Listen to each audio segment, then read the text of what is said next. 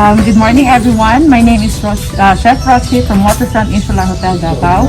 And today we're going to make a mango pineapple smoothie.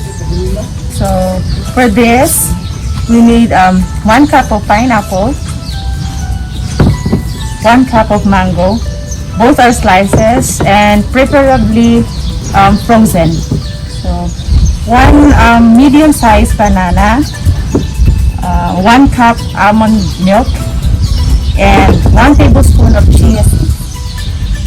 So with this, all we need is our blender.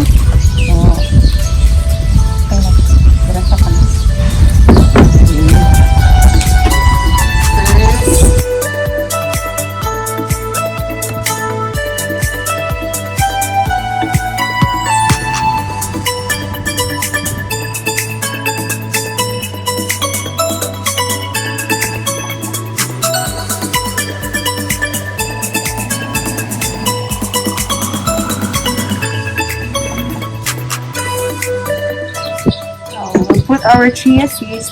Chia seeds are very healthy kind of seeds which is rich in omega-3 fatty acids and also a good source of antioxidants and fiber.